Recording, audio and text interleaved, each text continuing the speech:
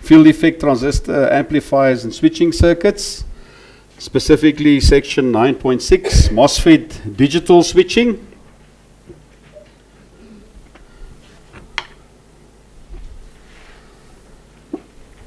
Alright, the introductory paragraph there again. In the preceding section, you saw how MOSFETs are used to switch analog signals. MOSFETs are also used in switching applications in digital integrated circuits and in power control circuits. MOSFETs used in digital ICs are low power types, and those used in power control are high power devices. Alright, the first section there, CMOS, complementary MOS, combines the N-channel and P-channel E MOSFETs in a series arrangement as shown in figure 941A. Okay, these are complementary metal oxide FETs now. So the input voltage at the gates is either 0 volts or VDD. Notice that the VDD and ground are both connected to source terminals of the transistors. Right, to avoid confusion, the term VDD is used for positive voltage, which is on the P-channel device's source terminal. When V in is 0 volts, Q1 is on and Q2 is off, as shown in part B. Because Q1 is acting as a closed switch, the output is approximately VDD. When V in is equal to VDD, Q2 is on and Q1 is off, as shown in part C. Because Q2 is acting as a closed switch, the output is essentially connected to ground. Alright, so what is important to note here is that I'm using N-channel and P-channel devices, as you can see here. Alright, so it's combined, and VDD and ground connected to the source terminals. Alright, so V in, V out, 0, VDD, VDD on the in, 0 on the out. Q1 on, Q2 off, Q1 off, Q2 on. Alright, in the textbook, notice that the circuit in figure 941 actually inverts, as I've just shown. Inverts the input because when the input is 0 or low, the output is VDD or high.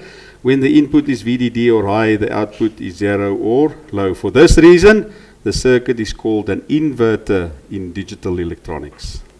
Right. Okay, then other examples, which should also be familiar to the guys that's taking the digital subjects.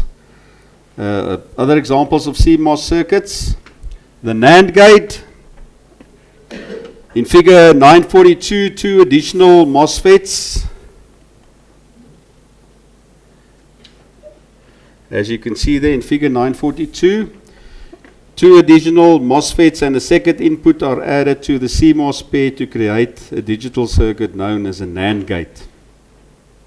Alright, now for that specific circuit, and you can have a look at the table there, you can verify that when the inputs are different, one at VDD and the other at 0, the output is equal to VDD.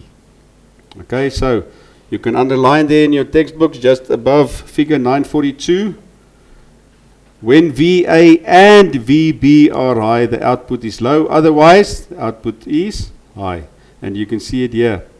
For VA and VB, 0, 0, output VDD. 0, VDD, output VDD. VD, 0, output VDD. When VDD and VDD on VA and VB, then the output is low. Alright, so that is a NAND gate.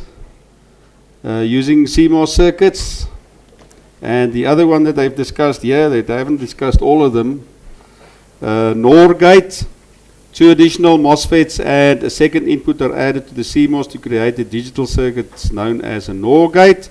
What is the NOR gate? States you can verify that when the inputs are different, one at VDD and the other at 0, the output is equal to 0. So underline that statement. When VA or VB or both are high, the output is low. Otherwise, the output is high. So you can verify that here in that table again on the previous page, page 460. VA and VB 0, 0. Output is VDD.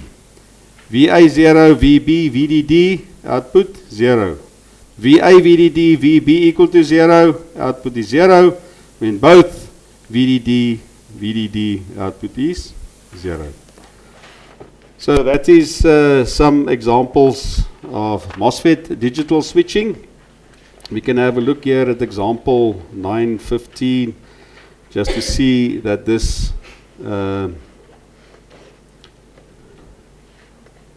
works as an inverter. A pulse waveform is applied to a CMOS inverter as shown in figure 944. Determine the output waveform and explain the operation. If I go and look at the solution, you can see the output waveform is shown in figure 945 in relation to the input. When the input pulse is at VDD, Q1 is off, Q2 is on, connecting the output to ground. When the input pulse is at 0, Q1 is on, Q2 is off, connecting the output to VDD. And if I go and look at the input and output waveforms there simultaneously, I can see it operates as a inverter. Alright, the last paragraph you have to mark the whole paragraph. MOSFETs in power switching. Gives us some information there that you need to know. The BJT was the only power transistor until the MOSFET was introduced. The BJT requires a base current to turn on, has relatively slow turn off characteristics, and is susceptible to thermal runaway due to a negative temperature coefficient. Carrying on there on page 467. The MOSFET, however, is voltage controlled and has a positive temperature coefficient which prevents thermal runaway. The MOSFET can turn off faster than the BJT, and the low on-state resistance results in conduction power losses lower than the BJTs.